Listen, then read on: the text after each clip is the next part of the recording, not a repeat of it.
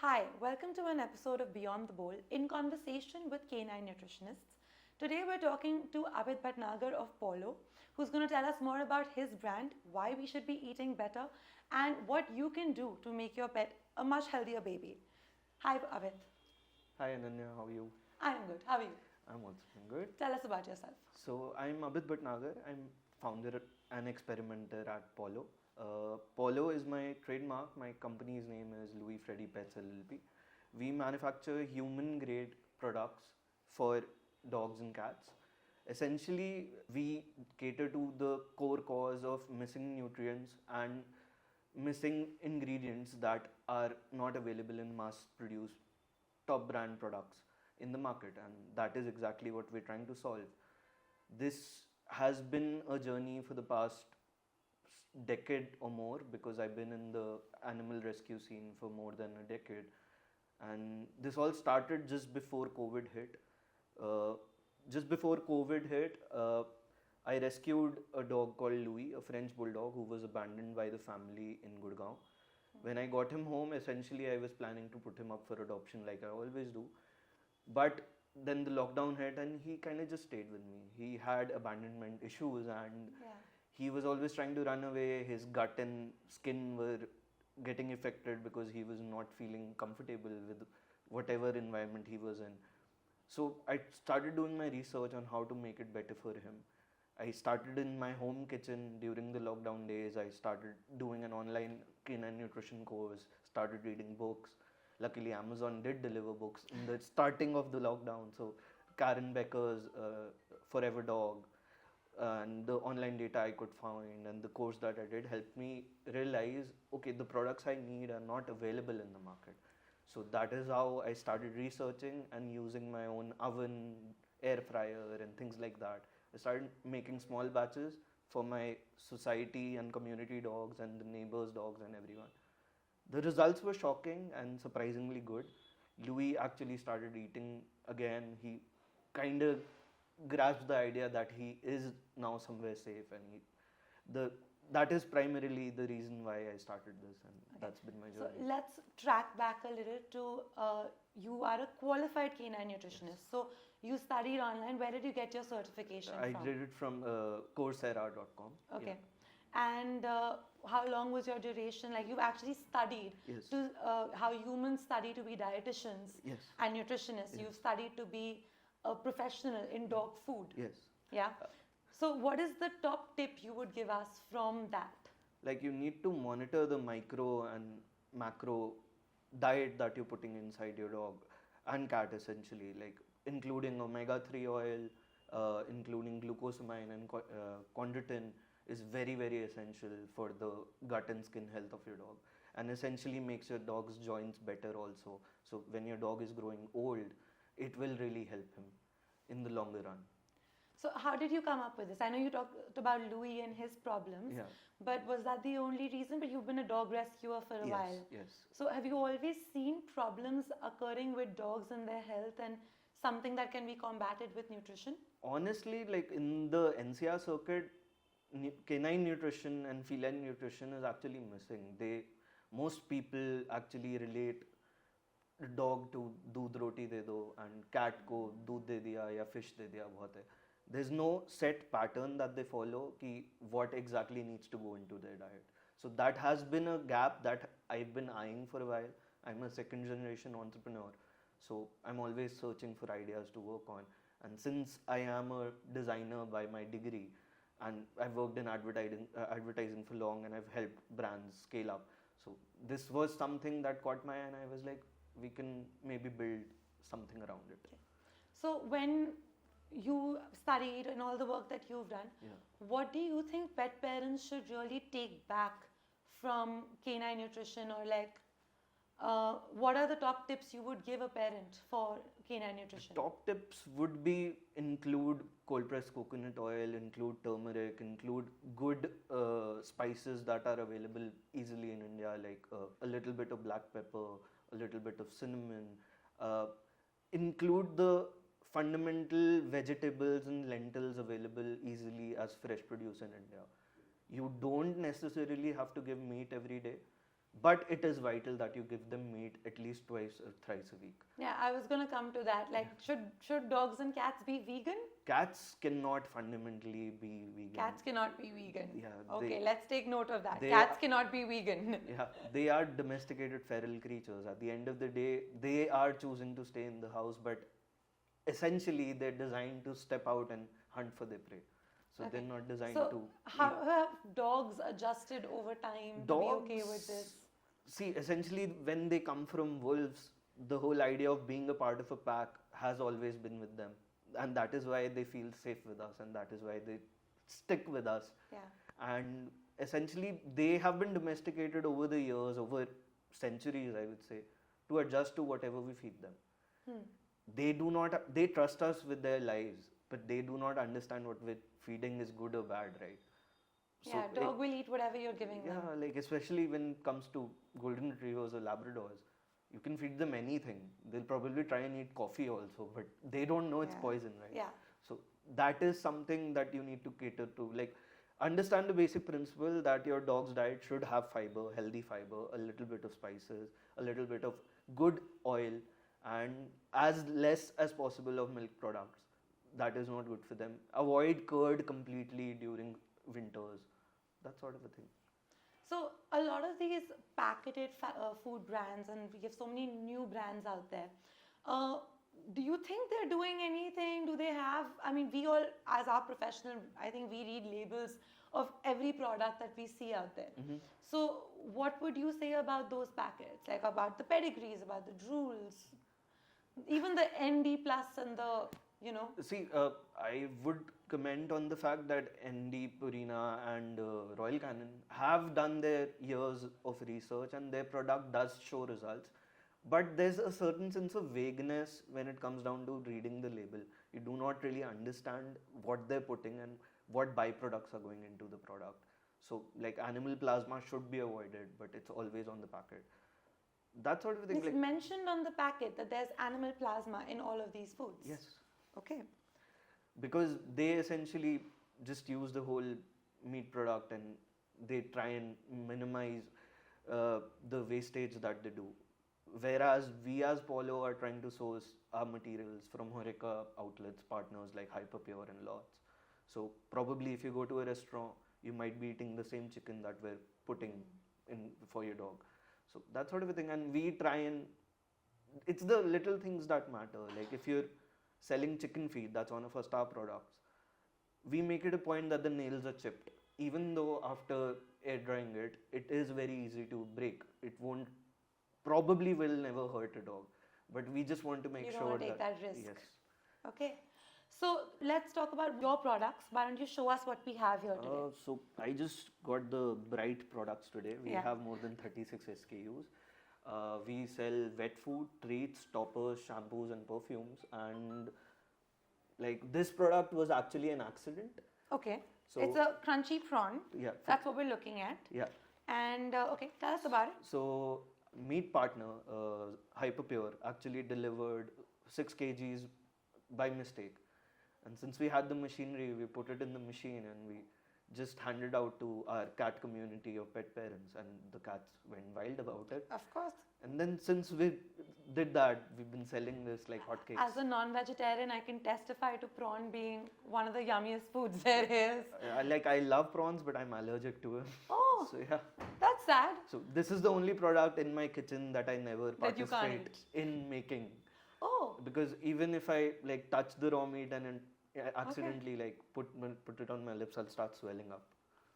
okay. And what about actually that brings us to an interesting like mini segment that we can take. Yeah. What about allergies in animals? Animals do have allergies. So- They are very prevalent. How does one find out? What does one do when you find out that your dog eats something and they're allergic? So my dog Louis is actually allergic to grains. He needs gluten-free food.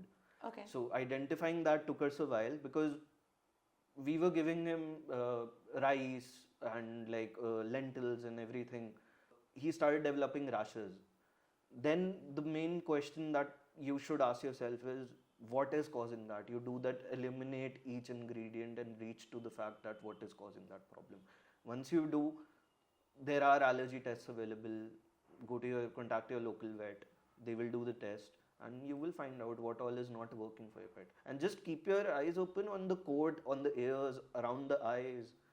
Like some dogs do develop like huge mole sort of a thing because they're like allergic to something, but their body is continuously open to it. So it's completely about noticing your pets' habits, movements. So even the usually smallest of after you eliminate something from their diet, Yeah. how long do you think it takes for a result to show? Because I think a lot of parents unknowingly have, feed their pets items that they might be allergic to. So there's no fixed timeline that I can give it to you, but you start seeing a difference in 3 to 4 days in the coat, in the rash area. It starts getting better, but again, it can take a longer time because your dog or your cat might be allergic to multiple things at once.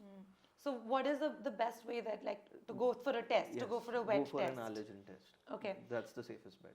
Okay, coming back to, we have prawns here, Yeah. which you are allergic to. Yes. We have chicken jerky here. Yes. What is so different about your chicken jerky? It's human grade. It's as clean as possible, and literally at events, I do eat it in front of the pet parents. And Would you like to try? yeah, Sure. why not? Go for it.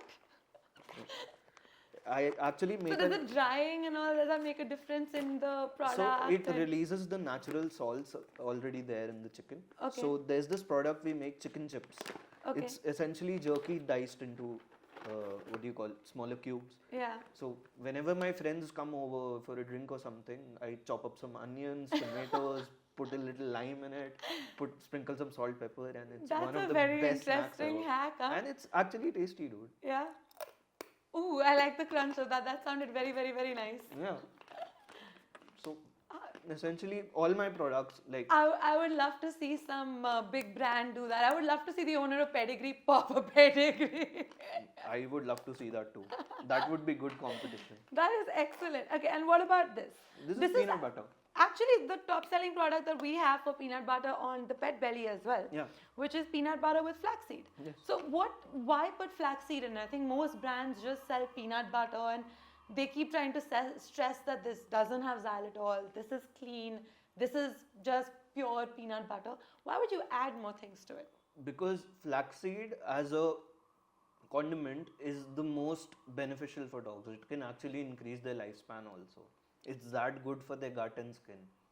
Flaxseed, even if you do not give our peanut butter to your pet, you should essentially ground up some flax seeds after roasting them, and put a sprinkle every meal. It's Okay. that good for your pet. And can flax seeds, is that something that they can have every day? Yeah, Yeah. just add like a teaspoon in every meal, not more than that. Okay, very interesting, very interesting.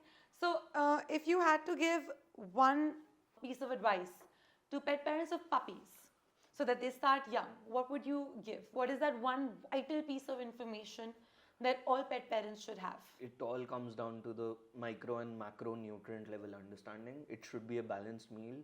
It should have omega. It should have glucosamine. Glucosamine is going to be the foundation of the joints that they develop. And do not overfeed them. Do not take them out playing just as soon as they're done eating, because the stomach can get twisted. Other than that, there are very good vitamin-based supplements available. Add that to your puppy's diet, especially from 4 months to 9 months. Okay. Because that will really make your dog become bigger, better, larger, heavier, like not in the fatter sense, but in the more stronger, Yeah. muscular sense. Yeah. Okay, and what is the advice you would give to a senior puppy? Senior dog, We still call them puppies. yes, you need to focus on the fact that they are older, their stomachs need milder food, their nutrient intake does not need to be as bombarded like a puppy's food.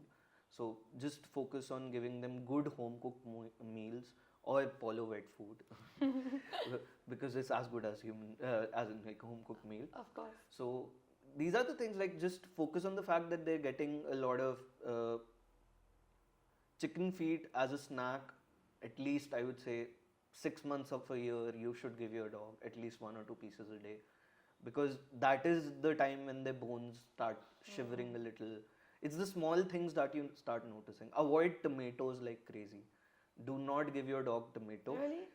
If you are giving, make sure there are no seeds inside it. My dog likes to steal tomatoes. Yeah. So every time like a tomato drops from the fridge or the counter, because it's like a ball, it just Same. rolls off, he'll grab it and run. So because he knows he's not supposed to have it, or like we'll try to take it away from him, but he runs like Crazy. he's I can like he's understand. high. He knows he's running with it for his life. So I just lost my dog Freddy in July, and he used to love tomatoes, and he was my first dog, so I was also not that, like, I got him back in 2014, 15, I think. So he used to eat tomatoes like crazy. He used to steal, like, on the slab mama kept the Yeah. tomatoes, he'll steal all of them and like a ball that you can eat. That's the best. But that eventually in his old age caused a lot of issues because he got stones because of them. Oh gosh. And when the stones actually damaged the stomach lining is when the dormant tick fever woke up and took him away. Oh, Yeah. that sucks. And they're so innocent, no? They have no idea what they're eating, what they're doing. Yeah, they just trust us with whatever we're giving it to them. Like you can give them, there's no, like, that's the thing. They have the free will to love us, but they don't have the free will to even understand if what we're giving them is wrong. And that is exactly why we need to be as sure as possible that what we're giving is perfect. Like, So- I think we owe it to them. Of course. But, Yeah. every parent doesn't have that understanding, that insight. No, very few people are qualified in this field. Yeah. In fact, it brings me to the next thing, that a lot of people nowadays are launching pet food products Yeah. just because it's a popular industry, right? It's the upcoming, the new trendy thing, $1 billion market. Yes. But does everyone have the right to do this? See, everyone has the right to do whatever they want to do, but I don't think, I'll quote Elon Musk for this. Like, if you're making your product and it's subpar, sooner or later it'll crash. But if you keep making your product better and better, like each batch is something that you're improving, eventually people will notice, eventually people will understand that what you're doing is the way to do it, rather than just buying stuff from China. I can do that too, but there's a reason, like, I do not outsource what we're making, primarily because we want it to be as safe as possible. We don't need to lab test each batch, but we do it because we want to be sure that nothing even slightly harmful goes out. Yeah, no room for error in this market. Nope. Because, like, my customers can't speak. Yeah, your customers can't give you feedback. They Yes. can only fall sick. Yes, and other than that, like of lately we've been talking to investors. Like, luckily, that's what, like, work has been good. So they come to us with the feedback that if you introduce these specific products like rawhide chew bones and everything, you can increase your sales at least like 3-4 times. And I'm like, I don't intend to do that. If it's even slightly harmful, we will never sell it, no matter what money we can make out of it. Of course. So that's the idea. Rawhide bones, I don't know why it's such a popular product in the market. It is the most controversial. I think anyone who actually does ethical sourcing of food and ethical making of food always discourages it. And you can see dogs getting sick when they eat rawhide. And some stupid people actually do quote that rawhide is the best source of collagen. No, chicken feet is the best source of collagen. Yes. Chicken feet is actually something in China, in Asian cultures, it's even consumed by humans a Yes, lot because yes. it's good for us too. In India also, especially in parts of Punjab and Himachal, during winters, people do drink kharode ka soup. That is essentially boiled chicken feet for hours. That makes it a huge, heavy broth Yeah. that you take to ingest collagen and glucosamine. That's very interesting. I didn't know that about kharode. Kharode ka soup. Kharode ka soup. Okay, that I didn't know. Okay, so we're gonna do a mini rapid fire now. You answer as quickly as this thing, no thoughts involved. Done. Okay. Some of them are very controversial, Okay. but we will answer in all honesty. Done. Today, no holdbacks. Done. Okay. What's the most durable dog breed? I would say Labrador. Labrador. Oh my God! But Labradors, I'm not supposed to ask cross questions, but they have so many joint problems. Those problems are there because you're not paying attention to your dog's needs. You're not making the dog exercise a lot. They're one of the smartest breeds, and that is one of the reasons why they're used in Yeah. sniffing forces and all that. I would say Beagle is also a really nice breed when it comes to being a nice family dog while being the most active, agile dog. Yeah. Like I've never experienced Belgian Malinois in my house, but some of my friends have it. Again, a really smart breed. My brother has a poodle, Labradoodle. Again, Cavoodle. Yeah, yeah, Yeah, yeah. the in-breed right yes, now. yes. Again, a really smart breed, but then again, the grooming costs are so high. Yeah. So Indian households with our temperature, that is so variable. I think Labradors, Beagles make the most. They're a good sturdy comfortable. breed. Yes. Okay. Friendliest dog breed? Golden Retriever. Hannah, I think uncontroversial. Easy answer. Easiest answer. Least friendly dog breed? None. No. It's how you raise them. How you raise them? Yeah. And Like I start slightly controversial, but yeah, chow chows are weird. They're very moody. they're so cute though. They look Yeah. like little bears. Yeah, you'll be like cuddling with them, suddenly they'll snap. Really? Yeah. Okay, I didn't know that. What's better, a customer who knows nothing or a customer who knows too much? I think between, middle of it, because knowing too much, then you're always like trying to find so many things that you can't ever like narrow down to one thing that you need. Not knowing at all is plain stupid. Like, why That's would the you even do worst. that? Yeah. Okay. What's your best product?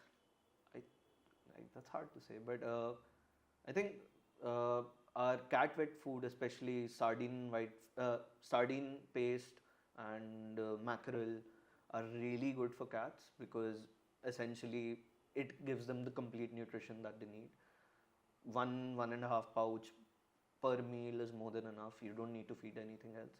For dogs, I would say like our chicken feet, our peanut butter. Like it's a hard question for me to You answer. haven't got your golden paste, but Yeah.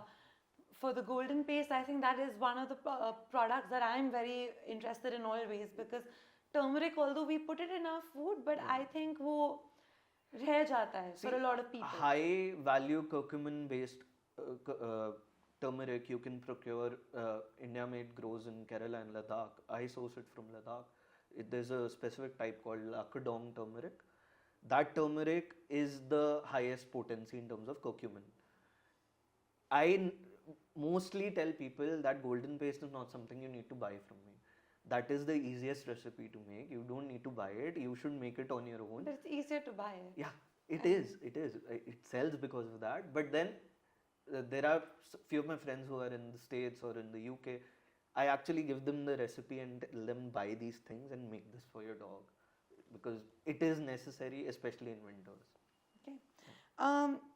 What is your least favorite product in the market? We spoke about rawhide, but do we stick with that for this or I think yakchus are overrated. yakchus are overrated? Because like at the end of the day, you don't really know what synthetic stuff is going inside it. Authentic yakchus don't seem to be there available mostly. It's mostly They're that. tougher to make also, the texture and Yes. to actually preserve them and store them for a while. It's Exactly. tougher. Yeah. Okay. One thing you hate doing for your pet, but you have to. So there's this new quirk that my dog developed. If I'm giving him food, if he does not see me stirring it, he won't eat.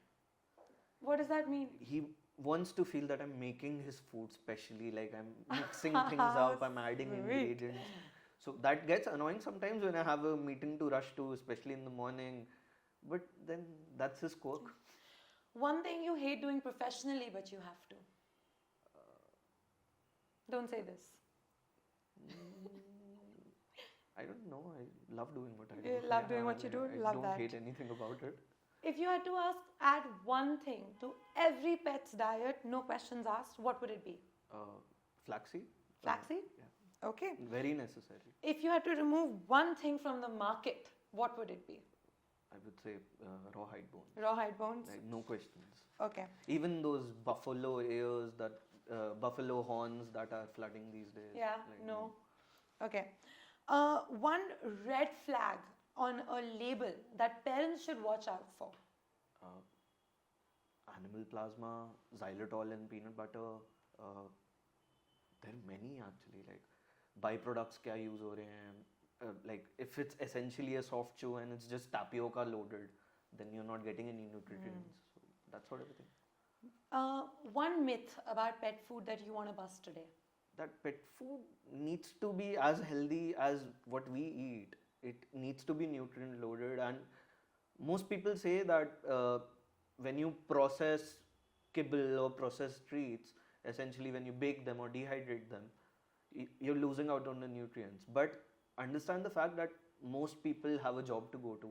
They cannot prep a meal every day for themselves also, and the fact that this is giving them the balanced nutrition, then a little processed is good, because the milk we buy, the bread we buy, the just talk about anything, everything goes through pasteurization. Milk भी लेते हो आप, वो करना ज़रूरी है. It's not necessary that you have to think of it in a perspective कि it is processed. Processing is required for making products at the end of it, right? Yeah. आप coffee भी roast करते हैं. True, true. Okay. Should dogs be vegan? No. Should cats be vegan? No, the cats can't be. Cats cannot be vegan. Dogs, you can, like, I've met a few Jain families. You can see the difference in the posture, the stance, the growth. It They shows. usually are overweight, which is very sad to Yes. see, but it's true. Exactly. So how should they combat it? For a vegetarian family, one tip that you would give to a vegetarian family for safely incorporating nutrition-based food. Give a lot of lentils, switch to brown rice, and there are a lot of toppers available. Maybe use our magic meal topper. Yeah. I know you can't eat non-vegetarian, but your pet does need the nutrients, so might as well. Also, it's sprinkle. one jar. Keep a separate spoon. Sprinkle it on their food. Exactly. You know. Like a lot of our pet community buyers get the magic meal topper, especially during Navratri, because That- otherwise the pet stops eating. So yeah. Like mine. Okay. Do brands actually lie about their labels, or do people have to be honest? There's no sense of clarity in the Indian legislation when it comes down to making pet food. You do not need FSSAI, you do not need GMP, you do not need HACCP.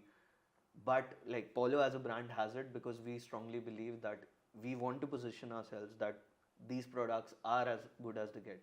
But if you look at pedigree or like rules, for example, you won't see the FSSAI label. I think newer laws should be introduced. A better clarity should be given. Like Japan has some amazing laws, and even UK for that matter, that what goes in the label is what exactly is in the product. Yeah. No hidden things are there in the product. Japan has very strict policies about Japan representation. Yes. About absolute representation. Yes. Okay. One of the most overrated pet food brands, in your opinion? I would say like.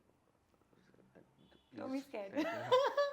I would say like rules and pedigree are overrated. Like rules ka the focus one is still fine, but the basic one, The kibble. the Optima one is, I think it's not a good product. Even Chappy for that matter. No. Chappy, a lot of dogs do get it as a staple diet, but it's not good. Like if you read the package, not Okay. many good things go into it. Fair. Yeah. The problem always comes down to most people are not reading the labels. Yes. I think the minute you start reading the labels, you start making better choices yourself. Yeah, like for example, if you read my peanut butter label, you'll start eating it for breakfast, and I do too. So that sort of a thing. Yeah, it is good for humans too. Yeah.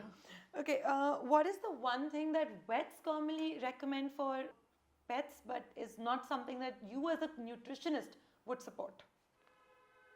I haven't come across vets suggesting wrong things. Kibble. Kibble again. See, there are good brands. There's this new brand coming up. It's a micro factory in Bangalore. I shifted it to it for Louis because when he got diagnosed with the gluten allergy. Amazing product. It is processed, but then again, the label clearly states what they're putting it in, and it's a balanced As long diet. as you're making the right choices, Yes. it's okay for a little processed. Yes. Process is necessary. My products are processed too. Like you can't avoid getting. You processed. can't give them raw food. There is a whole philosophy of people who believe that dogs should only eat raw, but I don't think, like, especially in our country where like sanitation, cleanliness are such huge problems, especially if you go to the mandi thing to buy the meat, you probably won't eat meat after that. Yeah.